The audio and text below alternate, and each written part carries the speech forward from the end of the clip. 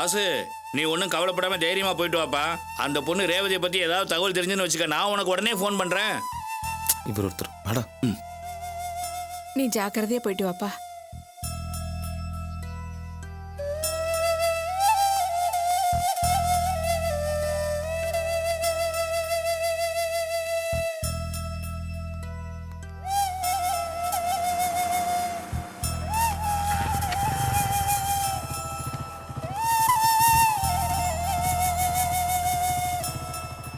போலாமா?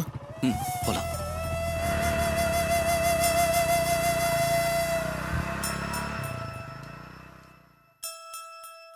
பையன் மனசுக்குள்ள என்ன அந்த பொண்ணு தான் இருக்கா. அந்த பொண்ணு பாவம் எங்கேயோ போயிடுச்சு. நாம ஒன்று நினைச்சா அது ஒன்று நடக்குது. ஏன் தான் தெய்வம் இப்படியெல்லாம் சோதிக்குதோ ஒன்றும் தெரியலப்பா.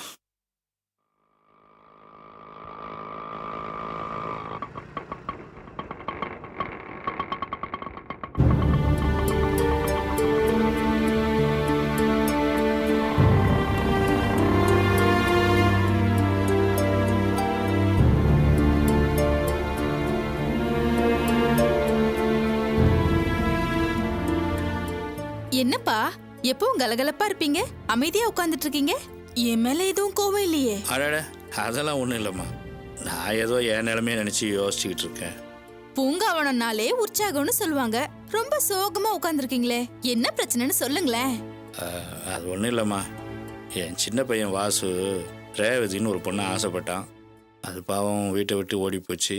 இவன் ஏதோ மனசு சங்கடத்தோடு போயிருக்கான். இந்த 2 பேர்த்தையும் ஒன்று சேர்த்து வைக்கணும்னு எவ்வளோ ஆசைப்பட்டேன். அது நிறைவேறாமல் போச்சு. அதை நினச்சாதான் மனசுக்கு ரொம்ப சங்கடமாக இருக்குமா. மனசுக்கு சங்கடமா இருந்ததுன்னா ஏதோ மருந்து ஒண்ணு குடிப்பீங்களே, அதை குடிக்க வேண்டியதானே? அட நீ வேற, அதெல்லாம் வேண்டாம்மா. ஏற்கனவே அதனால தான் பெரிய பிரச்சனையாகி செல்வமும் அர்ச்சனாவும் பிரிஞ்சு நிற்கிறாங்க. மறுபடியும் எதுக்கு, வேற ஏதாவது பிரச்சனை வந்துடும். நீ போ, பாக்கியம் உள்ளதான் இருக்கா, போய் பேசுப்போ. இந்த ஆள் இங்க இருந்தா நாம பேச்சுவார்த்தையை நடத்த முடியாதே.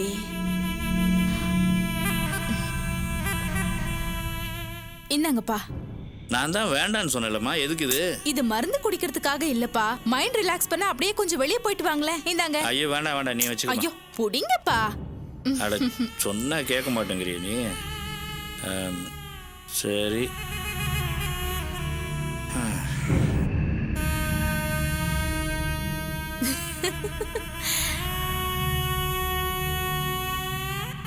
அம்மா, என்னம்மா ரொம்ப டல்லா உட்கார்ந்துருக்கீங்க? உடம்பு எதுவும் சரியில்லையா? அப்படிலாம் எதுவும் இல்லையே. இல்ல, அதெல்லாம் ஒண்ணும் இல்ல. வாசுவை நினைச்சாதான். அவன் ஆசைப்பட்ட பொண்ணுக்கு நாளைக்கு கல்யாணம். அந்த பொண்ணு என்னடானா, எனக்கு இந்த கல்யாணத்துல விருப்பம் இல்லை, நான் செத்து போறேன்னு சொல்லி ஏதோ டேப்ல பதிவு பண்ணிட்டு எங்கேயோ ஓடி போயிடுச்சான். அந்த பொண்ணு ஓடி போனதுக்கு தான் தான் காரணம்னு சொல்லி இத்தனை நேரம் வருத்தப்பட்டுட்டு இருந்தான். அந்த வருத்தத்தோடய வேலைக்கு போயிருக்கானா, அதை நினைச்சுதான் நான் கவலைப்பட்டுட்டு இருந்தேன். கவலைப்படாதீங்கம்மா, உங்க நல்ல மனசுக்கு உங்க பிள்ளைங்க யாருக்கும் எதுவும் ஆகாது. எல்லாம் நல்லபடியா நடக்கும். அந்த நம்பிக்கையில தாம்மா நானும் இருக்கேன். ஏம்மா, நீ என்ன இந்த நேரத்துல வந்திருக்க? ஆபீஸ்க்கு போல? நான் அதை எப்படிமா சொல்றது, இந்த மாதிரி ஒரு சூழ்நிலையில. ஏம்மா தயங்குற? எதுவா இருந்தாலும் சொல்லு. பரவாயில்லன்னு நீங்க சொல்றீங்க, அது உங்க பெருந்தன்மை. ஆனா நான் எப்படி சொல்ல, மனசாட்சின்னு ஒண்ணு இருக்கேம்மா. நீ தயங்குறத பார்த்தா எனக்கே குழப்பமா இருக்கு. இத பாரு, எதுவா இருந்தாலும் தயங்காம சொல்லு. அம்மா இங்க பாருங்க, நீங்க வற்புறுத்தி கேக்குறீங்க, அதனால நான் சொல்றேன். இல்லைன்னாலும் என் மாமியாக்காரி என்ன சும்மா விட மாட்டா. என்னது? உன் மாமியார்காரி விட மாட்டாள? என்ன சொல்ற? என்னம்மா சொல்றது? இருந்தாலும் நான் சொல்ல வேண்டிய கட்டாயத்துல இருக்கேன். நம்ம செல்வத்துக்கும் அர்ச்சனாவுக்கும் கல்யாணம் ஆகி 1 வருஷம் ஆக போகுதுல்ல? ஆமா. கல்யாண நாள் வரத்துக்கு இன்னும் 10 நாள் இருக்குல்ல? ஆமா, அதுக்கு என்ன இப்ப? திருச்சியில இருந்து அந்த அர்ச்சனாவை செல்வம் கூட்டிட்டு வரும்போது போலீஸ் ஸ்டேஷன்ல வச்சு 45 பவுன் நகைய கல்யாண நாள் வரத்துக்குள்ள நான் கொடுத்துறேன்னு சொல்லி வாக்கு கொடுத்தாருல்ல. கல்யாண நாள் வரத்துக்கு இன்னும் 10 நாள் தானே இருக்கு. அவங்க கொடுத்த கெடு இன்னும் 10 நாள்ல முடிஞ்சிரும். அதான் நகையை எப்ப திருப்பி தரீங்கன்னு கேட்டு வர சொன்னாங்க என் மாமியார்.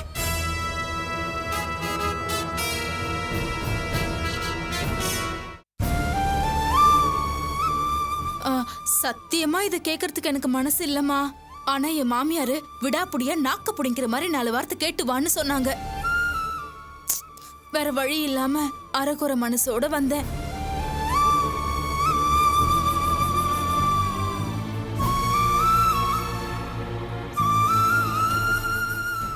அர்ச்சனா செல்வத்தோட வாழ்ந்துட்டு இருக்கும்போது நகையை பத்தி கேட்டா தப்பில்ல. ஆனா அவங்க 2 பேரும் பிரிஞ்சிருக்கும் போது ஒட்டுமொத்த நகையும் திருப்பி தாங்கன்னு கேட்டா அவங்க 2 பேருக்கும் இருக்கிற உறவை மொத்தமா அறுத்து விட்ட மாதிரி ஆயிடுமேன்னு சொன்னேன். அதுக்கு என் மாமியாரு, வாயை மூடி, உனக்கு என்ன தெரியும், அந்த குடும்பத்தோட உறவை அறுத்து விட்ட மாதிரி தான், மரியாதையா போய் நகையை வாங்கிட்டு வா, அதுக்கப்புறம் முறையா என்ன செய்யணுமோ அதெல்லாம் செஞ்சுக்கலான்னு சொல்லிட்டாங்க. வேண்டாம் அத்தை, பொறுமையா இருங்க, அவசரப்படாதீங்கன்னு சொன்னேன். அதுக்கு என் மாமியாரு, நீ போறியா இல்ல அந்த வீட்டு வாசல்ல நான் போய் சண்டை போட்டு வரட்டுமான்னு கிளம்பிட்டாங்க. அப்புறம்தான் நான் யோசிச்சு பார்த்தேன், நம்ம குடும்பம் மான மரியாதைக்கு கட்டுப்பட்டு கௌரவமா வாழ்ந்துட்டு இருக்கிற குடும்பம். என் மாமியார் வேக வேகமா வீட்டு வாசலுக்கு வந்து சண்டைய போட்டு எல்லாரையும் அசிங்கப்படுத்தி அதனால நம்ம குடும்பத்துல இருக்கிறவங்களுக்கு பிரச்சனை ஆயிடுமேன்னு சரி நானே போய் கேட்டுட்டு வரேன்னு கிளம்பி வந்தேன். நீங்க என்ன தப்பா நினைச்சுக்காதீங்கம்மா, பாவம் நீங்களே இப்பதான் வாசுவுக்கு கவர்மெண்ட் வேலை ஏற்பாடு பண்றதுக்காக 1.5 லட்சம் ரூபாய் கொடுத்துருக்கீங்க. ஒட்டு மொத்தமா 45 பவுன் நகையை கொடுங்கன்னு கேட்டா கஷ்டமா இருக்கும். உங்க சூழ்நிலை என்ன எனக்கு தெரியாதா என்ன? அவ்வளவு பணம் உங்ககிட்ட இல்லையே, என்ன பண்றது? என் மாமியாக்காரி கொஞ்சம் கூட ஈவி இறக்கமே இல்லாம பேசுறாளே. நான் நினைக்கிறேன் பழைய விஷயத்தெல்லாம் மனசுல வச்சுக்கிட்டு உங்க சூழ்நிலையையும் நல்லா தெரிஞ்சுக்கிட்டு விடாப்புடியா உங்களை பழி வாங்கணும்னு நினைக்கிறாங்களோ என்னமோ தெரியலம்மா. சரிம்மா, இந்த விஷயத்த நம்ம செல்வத்துக்கிட்ட ஒரு வார்த்தை சொல்லிடுங்களேன். என்ன ஜெயந்தி, என் குடும்ப நிலைமை உனக்கு நல்லாவே தெரியும்ல. இப்ப நான் எப்படி செல்வத்துக்கிட்ட இதை சொல்லுவேன்? 2 பேரும் சேர்ந்து வாழ்ந்துகிட்டு இருந்தாலாவது தான் கொடுத்த வாக்க காப்பாத்தணும்னு கொஞ்சமாவது யோசிப்பான். இப்பதான் எதுவுமே இல்லைன்னு ஆயிப்போச்சே. ஆனாலும் உன் மாமியார்காரி இந்த நிலைமையெல்லாம் நல்லா தெரிஞ்சுக்கிட்டு கட் அண்ட் ரைட்டா அந்த 45 பவுன் நகையை கேட்டுட்டு வான்னு சொல்றது கொஞ்சம் கூட நியாயமே இல்லை. எல்லா நியாயத்தையும் நான் உங்ககிட்ட எடுத்து சொல்லிட்டேன், ஆனா அவங்க அதை புரிஞ்சுக்கிற மாதிரி இல்லையே. இத பாருமா, நீ எப்படியாவது மறுபடியும் உன் மாமியார்கிட்ட எங்க குடும்ப நிலைமையை எடுத்து சொல்லி அவங்களால இப்ப கொடுக்க முடியாதுன்னு கொஞ்சம் சொல்லிட. அம்மா, அப்போ நான் முடியாதுன்னு சொல்லட்டுமா? சொல்லிடு ஜெயந்தி, எப்போ முடியுமோ அப்ப கொடுக்கறேன்னு சொன்னாங்கன்னு சொல்லிட.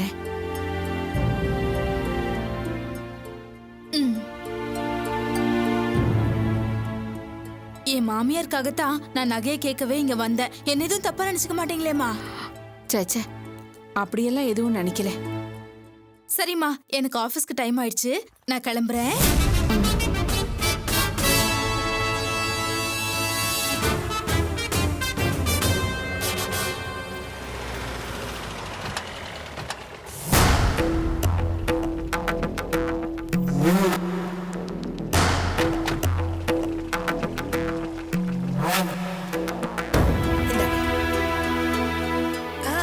வணக்கங்க. வாங்க உட்காருங்க. மங்களம், எப்படி இருக்க? என்னடி இது? பேருதான் மங்களம், உன் முகத்துல கலையே இல்ல. கல்யாண வீட்டுக்கார் இப்படியா இருக்கிறது? பழைய புடவை கட்டிட்டு உன் முகத்துல சந்தோஷத்தையே காணோம். அது வேற ஒண்ணும் இல்லம்மா, எல்லாரும் வந்துகிட்டு இருக்காங்க, அவங்களெல்லாம் உபசரிக்கிறதுக்கே நேரம் சரியா இருக்கு, அதனாலதான் அப்படியே இருந்துட்டேன். மண்டபத்துக்கு போகும்போது வேற புடவை மாத்திக்கிறேன். அதான் நான் வந்துட்டேன்ல, எல்லாம் நான் பாத்துக்கிறேன், நீ போய் ரெடியா போ. நல்லா இருக்கத்த. விசேஷத்துக்கு வந்தவங்கள வேலை வாங்குறதா? நாங்க பாத்துக்கிறோம். மங்களா, நேரம் ஆயிடுச்சு, வந்தவங்க எல்லாம் முதல்ல காப்பி கொடு. சரிங்க.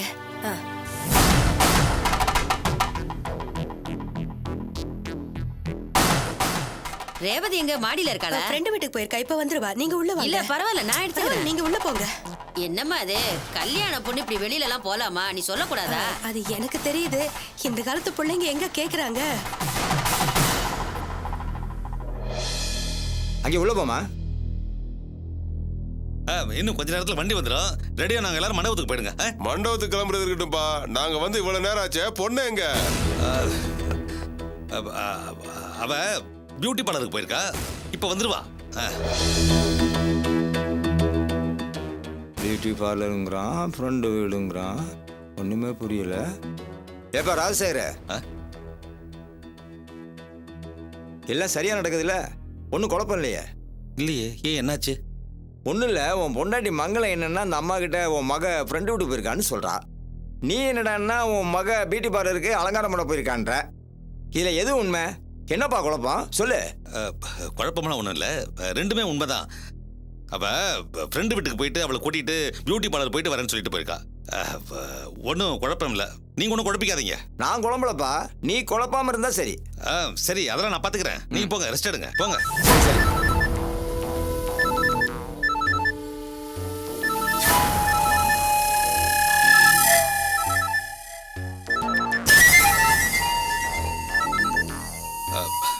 வணக்கம் சம்பந்தி.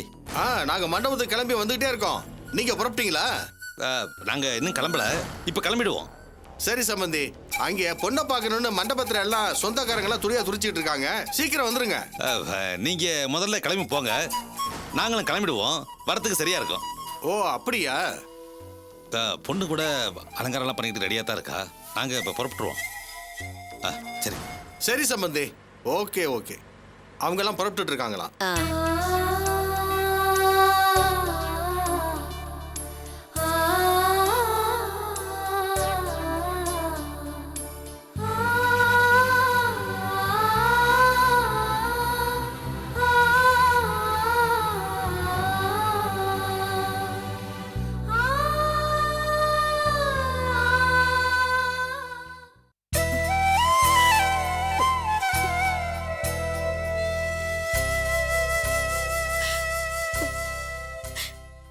எந்த நம்பிக்கையிலங்க இப்படி இன்னும் உண்மையை மறைச்சிக்கிட்டு இருக்கீங்க? எனக்கு பயமா இருக்குங்க. பேசாம மாப்பிள்ளை வீட்டுல உண்மையை சொல்லிடலாங்க. கேக்குற ஒவ்வொருத்தருக்கும் என்னால பதில் சொல்ல முடியலைங்க. திக்கு திக்குன்னு இருக்குங்க. ஏய், சும்மா பைத்தியக்காரமா பேசிட்டு இருக்காத. உண்மை சொல்லி மான மரியாதையில காத்துல பறக்க விட சொல்றியா?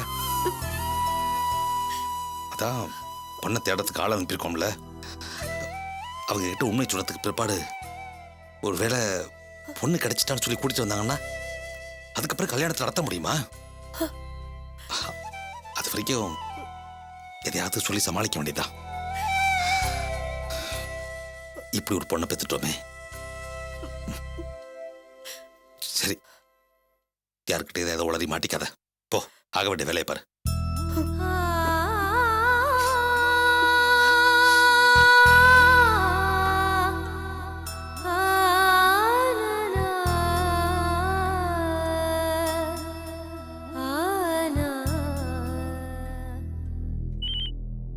சொல்லுங்க தலைவா.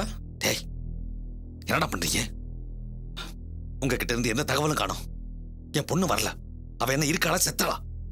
ஏதாவது ஒண்ணு எனக்கு தெரிஞ்சாகணும். தலைவா, உங்க பொண்ணு சாகல, உயிரோட தான் இருக்கா.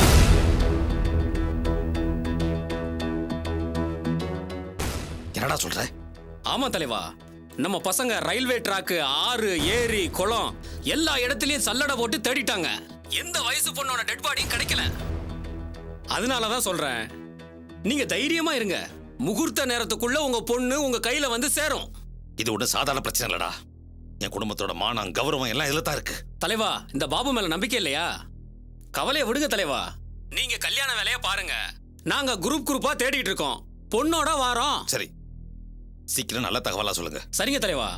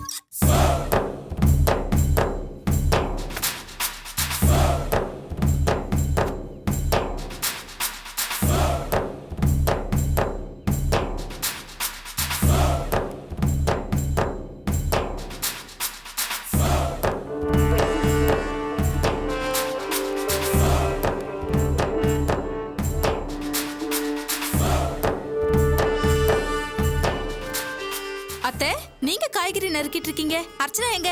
அவ பின்னாடி துணி துவைச்சிட்டு இருக்கா. ஆமா, நீ எவ்வளவு சீக்கிரம் வந்துட்டு ஆபீஸ் போலையா? அடுப்புல எதுவும் வச்சிருக்கீங்களா?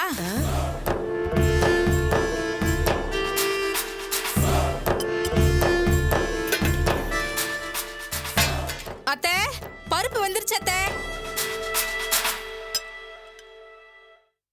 இவ காலையில ஆபீஸ்க்கு போறதுக்கு முன்னாடி அவங்க வீட்டுல போய் நகை என்னாச்சுன்னு கேட்டுட்டு வரேன்னு சொன்னா ஆபீஸ்க்கு போகாம வீட்டுக்கு வந்திருக்கா. என்ன ஆச்சு? அத்தை, ரசத்துக்கு புளி கரைக்கட்டுமா? ஆமா, வெண்டைக்காய் சாம்பாருக்கா இல்ல பொரியலுக்கா அத்தை? ஏ ஜெயந்தி, நான் என்ன கேட்டுட்டு இருக்கேன், நீ என்ன பேசிட்டு இருக்க?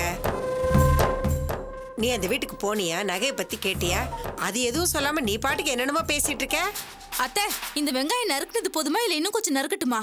ஜெயந்தி, நான் என்ன கேட்டுட்டு இருக்கேன், நீ என்ன சம்மந்தம் இல்லாம பேசிட்டு இருக்க? நீ அந்த வீட்டுக்கு போனியா? நகையை பத்தி கேட்டியா? என்ன ஆச்சு? வேண்டாம் அத்தை, அத பத்தி பேசாதீங்க, மறந்துடுங்க. மறந்துடணுமா? அப்படின்னா நீ அந்த வீட்டுக்கு போயிருக்கேன்னு தான் அர்த்தம். என்ன நடந்ததுன்னு சொல்லு. அதெல்லாம் ஒண்ணும் இல்ல அத்தை. ஜெயந்தி, சும்மா இப்படி ஒண்ணு இல்லைன்னு மழுப்பாத. சொல்லு, நடந்தது என்னன்னு சொல்லு.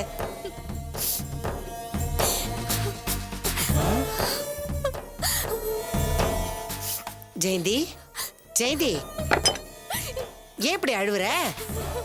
அப்ப அங்க ஏதோ நடக்க கூடாது நடந்திருக்கு. என்ன நடந்ததுன்னு சொல்லு. பரவாயில்ல அத்தை, அவங்க என்னதானே பேசுனாங்க, விடுங்க. உன்னை பேசுனாங்களா? அப்படின்னா அந்த பொம்பளை பேசக்கூடாத வார்த்தையெல்லாம் பேசியிருக்கான்னு தானே அர்த்தம். என்ன நடந்ததுன்னு உண்மையை சொல்ல போறியா இல்லையாப்போ? அந்த பாக்கியம் அவ புத்திய காட்டிட்டாத்தே. சொன்ன வார்த்தையை காப்பாத்துவாங்கன்னு நம்பிதானே நகையை கேட்கறதுக்காக அவங்க வீட்டுக்கு போனேன். நல்ல வேளை அத்தை, நான் அங்க போனேன். நீங்க மட்டும் போயிருந்தீங்கன்னா பெரிய சண்டையே வந்திருக்கும். அவ பேசின பேச்ச கேட்டு அவ கழுத்தை நெரிச்சு கொன்னே போட்டிருப்பீங்க. அப்படி என்ன பேசுனா? வேண்டாம் அத்தை, விட்டுடுங்க. இப்படி சொல்ல போறியா இல்லையா? அது அத்தை, கல்யாண நாளுக்குள்ள நகையை திருப்பி தரேன்னு சொன்னீங்களே, எப்ப நகையை திருப்பி தருவீங்கன்னு கேட்டதுக்கு, என்னது நாங்க எதுக்கு நகையை திருப்பி தரணும்? அர்ச்சனா என்ன என் பையனோட சேர்ந்து வாழ்ந்துட்டாளா என்ன? எல்லாம் முடிஞ்சு போச்சே, முடிஞ்சது முடிஞ்சதுதான். நகையெல்லாம் ஒன்னும் திருப்பி தர முடியாது. உன்னால ஆனதை பாத்துக்கோன்னு சொல்லிடுச்சு அந்த பொம்பளை.